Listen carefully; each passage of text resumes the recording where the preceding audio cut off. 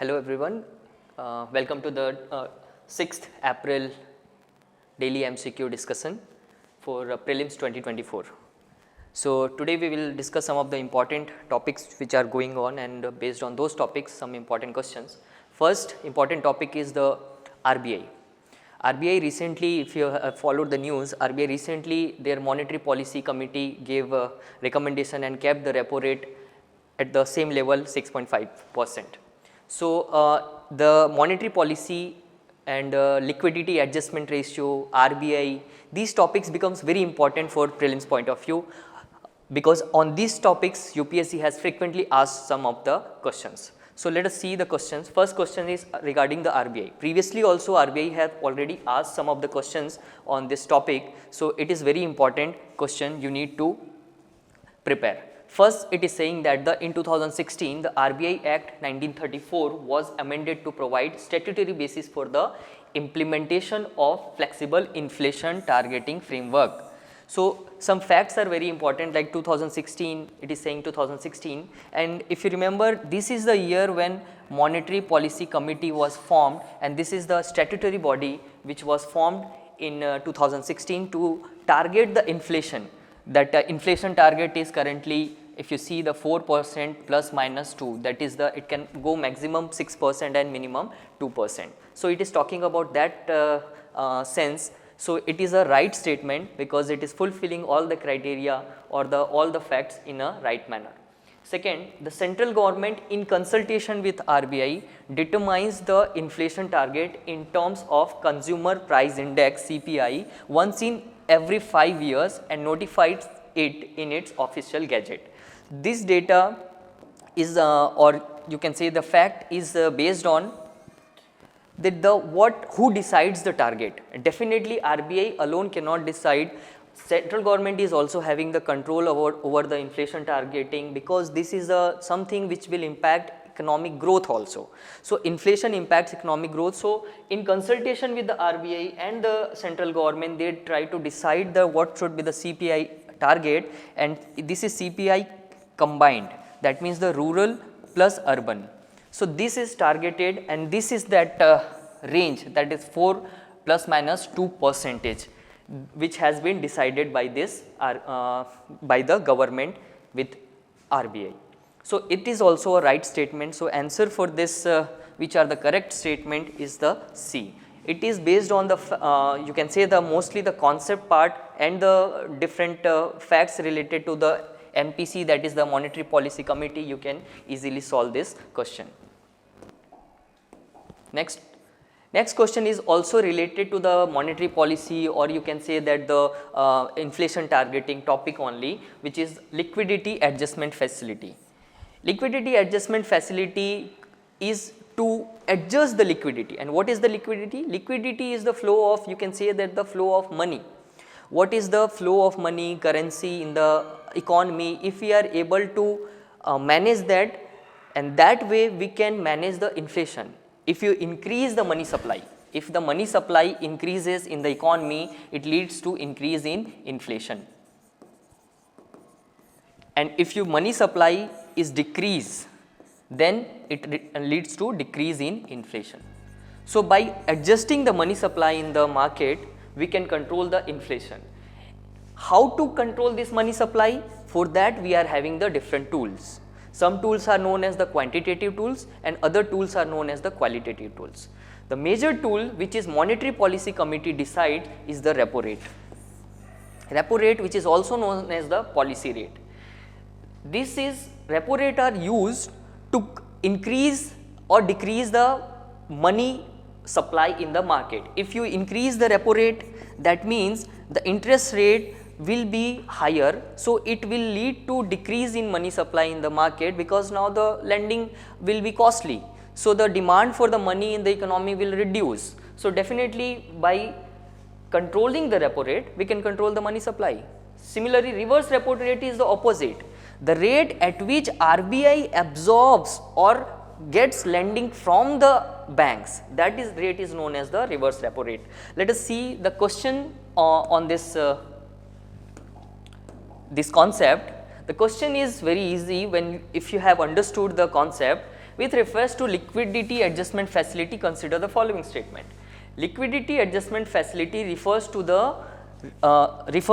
our Reserve Bank's operations through which it injects or absorbs liquidity into or from the banking system. So definitely that was only the thing we were discussing, that it controls the money supply. So it can control either through injection or absorption. So this is the absolutely correct statement. Second, the term repo is used for the central bank operation that absorbs liquidity from the system, whereas the term reverse repo is used for the injection of liquidity into the system. It is just the complete, isn't it? It is the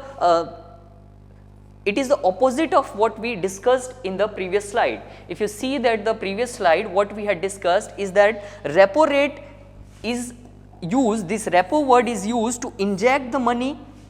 Reverse repo rate is used to absorb the money from the market, because reverse repo rate is the rate at which money is or the credit is taken by the RBI, and repo rate is the rate at which money is supplied into the market. So that statement talks about the just opposite, and hence this is right, this statement is right, this is the wrong statement.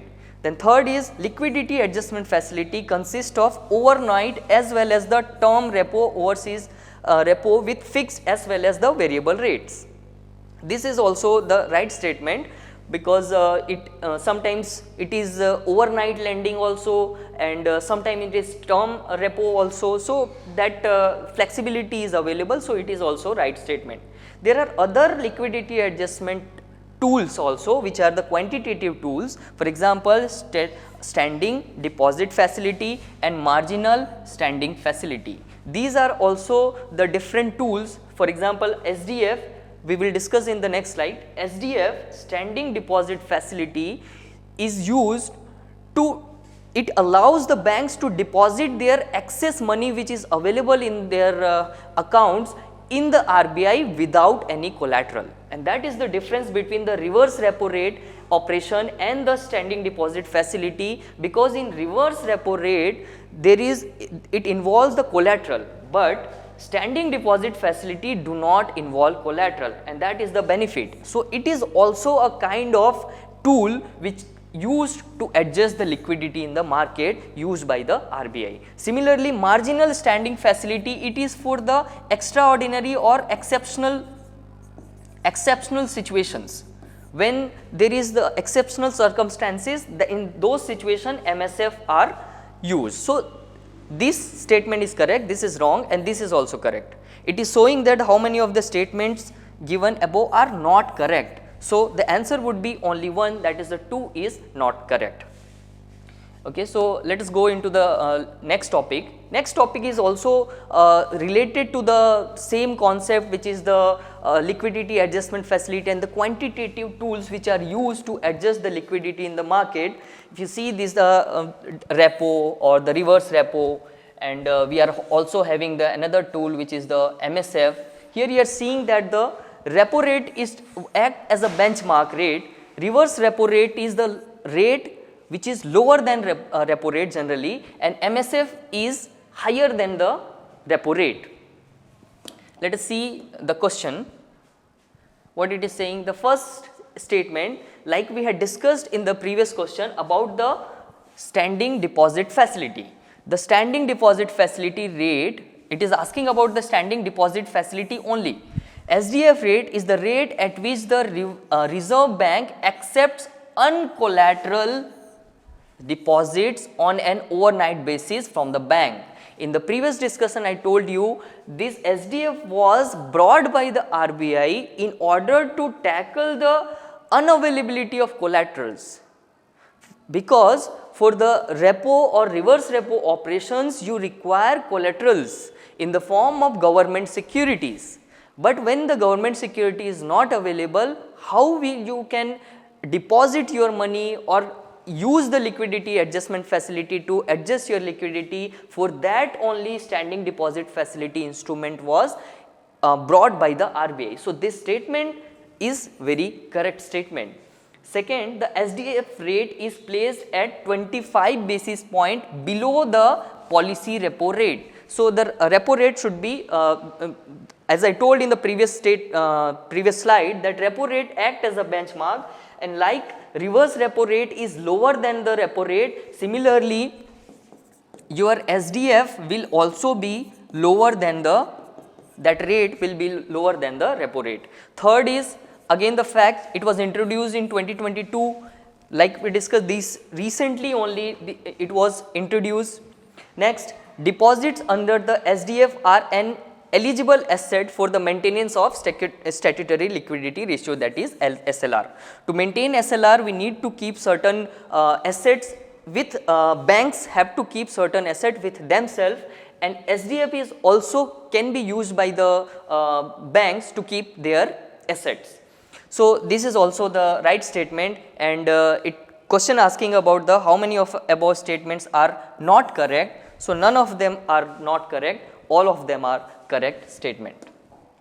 Moving into the next topic, which is about the parliament. So, after economy question, let us see some of the parliament related question or the polity related question which are in news. So, you see there are different types of motions in the parliament, and what is the motion? Motion is a kind of resolution or a kind of you can say that the instrument used by the member of parliaments or state legislative assembly members, that is the MLAs, to fix accountability of the government basically, and to ask question to the government and to fix their accountability in their functioning. So, there are different kinds of the motions like adjournment motion, no confidence motion, privilege motion, censure motion, closure motion, motion of thanks, no day yet motion. Today the news is about the calling attention motion. So, let us see the question related to the calling attention motion, but UPSC can ask about the no confidence motion, adjournment motion and other topics also. Let us see that the related to calling attention motion and 0 hour question. First, it is saying that the calling attention is a parliamentary procedure to call the attention of the government to a matter of urgent public importance. It is a right statement, and from the term also, if you want to use your logic also, calling attention is to bring the attention of the members about some certain important thing or certain urgent thing. So, first statement makes sense and it is a right statement also. Second, unlike the 0 hours, calling attention finds mention in the rule of procedure of both the houses of the parliament. So, what it is saying that the 0 hour is not mentioned while the calling attention is mentioned. This is also the right statement. It has been mentioned in the rules of procedure of both Rajya Sabha as well as Lok Sabha. Third is a member can only give not more than 2 calling attention notice for any one sitting of the house.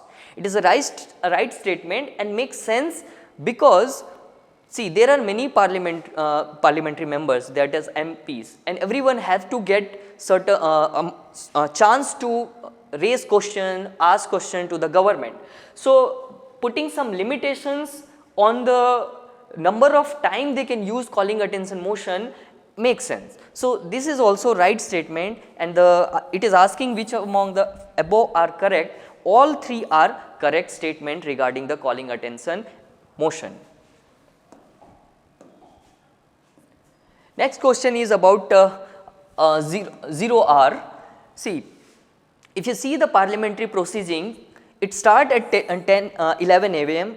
The first 1 hour, that is 11 a.m. to 12 p.m. is devoted to the question hour, 1 hour, where MPs can ask questions related to the different government policies and the different programs of the government. The second, after the 12 p.m., this period is for the agenda preparation, but till the agenda is prepared, the time which is left is utilized as 0 hour, where members can ask other questions also which are related to the public importance. This hour is known as the 0 hours. This is not mentioned, as in the previous question also we understood that the 0 hour is one of India's parliamentary innovation. It is not mentioned in any of the rule book of both Lok Sabha or Rajya Sabha. Let us see some of the statements. First, statements about Parliament of India. First statement, 0 hour is one of the device available to the members of the House under which one can raise matter of urgent public importance on the floor of the House in the first hour of the sitting. In the previous slide, we saw that the first hour of sitting is known as what? It is known as the question hour, not 0 hour. So, this is the wrong statement. Second, 0 hour has evolved on the basis of convention and practice without having any specific sanction on the rule book. Is it right or wrong? Absolutely, it is a right statement. As in the previous slide we discussed that it is based on some convention. It is the one kind of innovation by the Indian parliamentary system. Third, the emergence of this convention, which is popularly known as the 0 hours, can be traced back to the early 1950s. Again, it is a factual thing. You need to exactly know what is the year in which it was introduced. It was not 1950s but 1960s. So, these kind of factual change is done by the UPSC many times. So, be aware about these kind of changes, like the first hour, it can say the second hour, third hour, after lunch, like that. They can change like this. So, be aware about these kind of small changes. So, this is also the wrong statement, and which is the correct? Only one.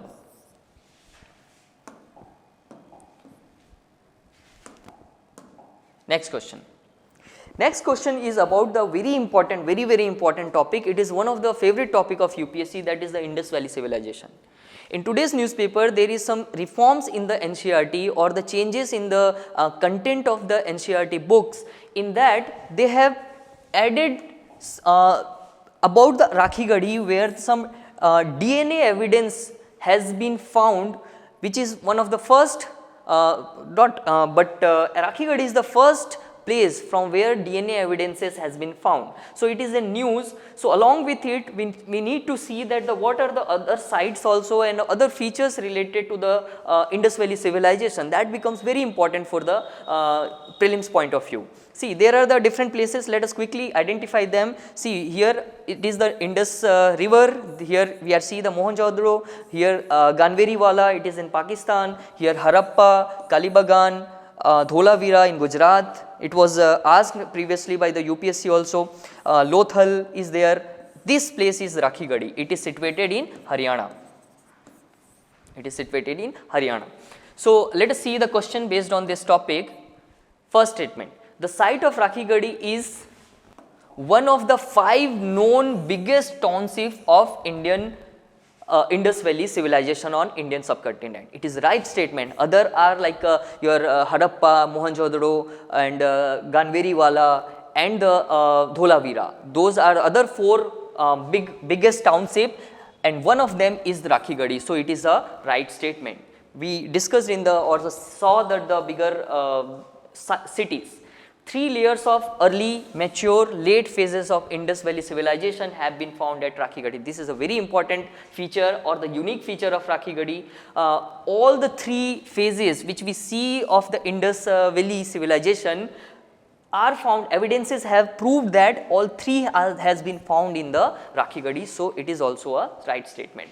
The Rakhi Gadi is also well known as the site which has yielded the only DNA evidence from the Harappan era, and that is why it is in news, and it has been incorporated into decision has been taken that it has to be incorporated in the NCERT book. So, all 3 of the options all the 3 statements are correct. All the 3 are the correct of this question. So, this is very important question, and try to cover other aspects of this topic also, Rakhi Gadi topic.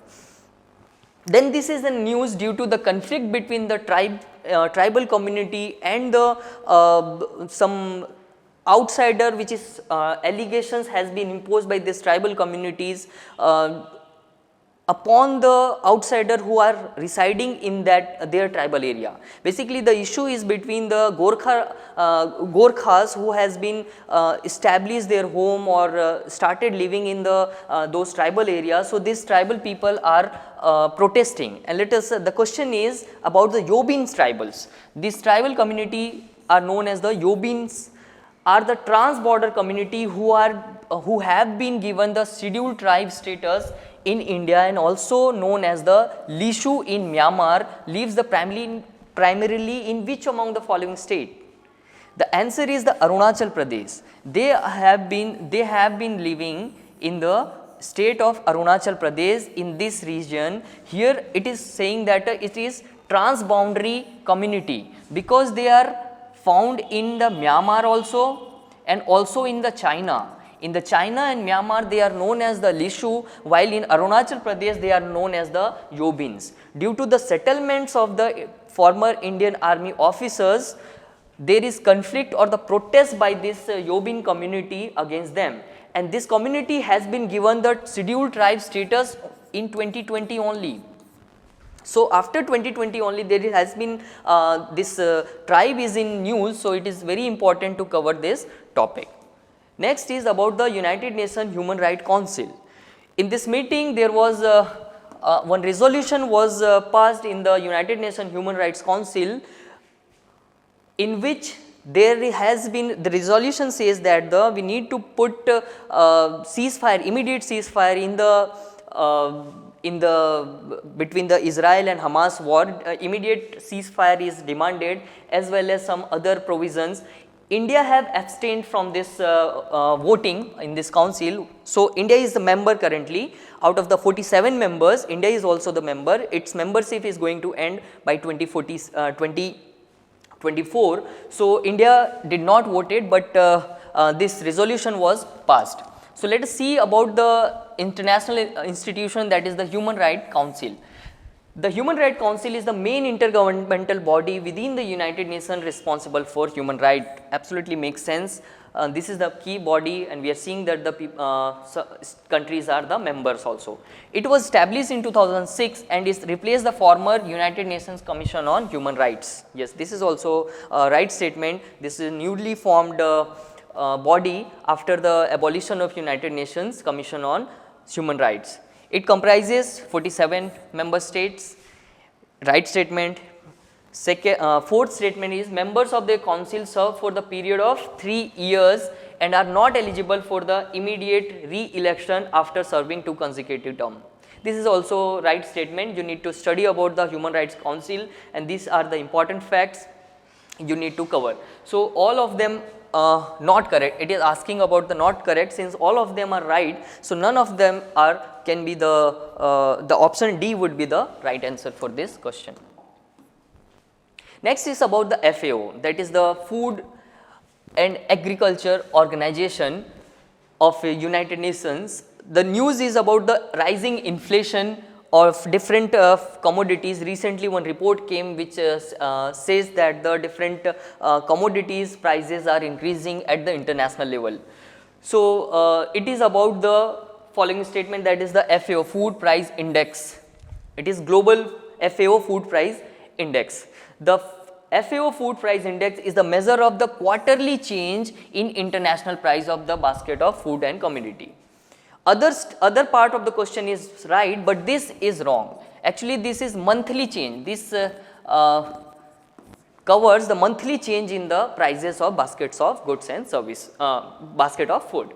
The second is the FAO Food Price Index was introduced at the first World Food Conference held in 1974. Again, the UPSC tend to change the facts, and this is not 1974 but 1996 it was the first introduced. So this is also the wrong statement, and this is also the wrong statement. Last, it consists of the average of the 4 commodity group prices indices, that is the cereals, vegetable oil, meat and dairy products. Again this fact is wrong. This is the 5. The 5th is the sugar. So you need to remember that the 5 commodities are grouped, in which along with the cereal, vegetable oil, meat and dairy product, sugar is also one of them. So this is also the wrong answer. Which among the following are correct? None of them are correct answer. Okay, similarly in India also there is the CPI, Consumer Price Index. I want you to comment that the who releases in India Consumer Price Index. Consumer Price Index. Please comment it that the who releases Consumer Price Index in India. So, CPI is also very important topic, and this can be asked by the UPSC in comparison to the global food price index. They can ask CPI, who releases CPI, who releases FAO. So, try to comment this in the comment box. Next is about the recent earthquake which has taken place in the North America, that is especially in the North American subcontinent, North American continent. So, you see that these are the seismic zones. So, you need to go, UPSC tend to ask about the concept. So, news is about the earthquake has taken place in the North America. So, UPSC can ask question on the earthquake concept. So, let us discuss about the earthquake concept. If you see, these are the these areas, the red zones, these areas are the earthquake prone areas. This makes more better picture, or the makes things more clear. This region it is there is particular term for this region.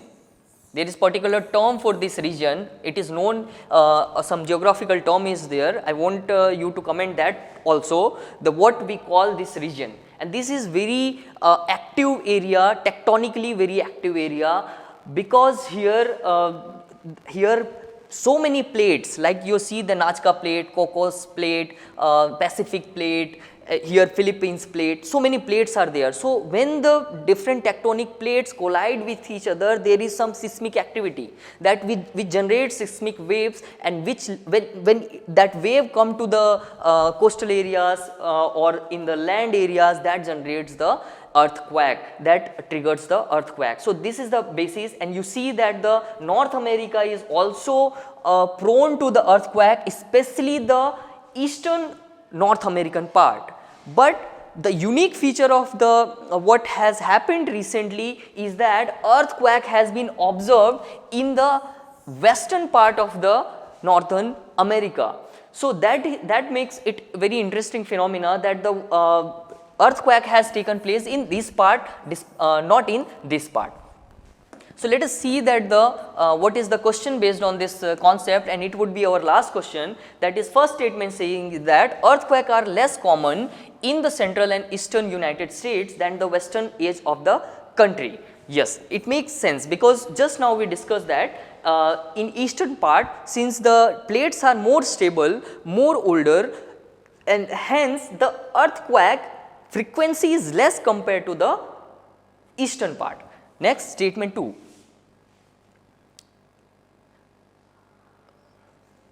The crust of the central and eastern United States region is thicker, older, and more stable, and is thousands of miles from the active plate boundaries. Yes, this is the reason why in the eastern region, I think I have made mistake by saying that the western or eastern. So, this region is the eastern region of North America. This is the eastern region of North America. This is the western region of North America. Simple concept is that western region of the North America is tectonically more active, hence more earthquake takes place in this region, while the eastern region are more stable, older, and having some distance from the coast or the land area, and that makes this region more stable and less prone to the earthquake. That is the concept we need to understand, and based on that only these two statements are correct, and the statement 2 explains the statement 1. So, answer is A. Okay. So, this was about the all 10 questions which were in the news, and the MCQs we discussed comprehensively. Please comment about the whatever I asked, like what we call this region.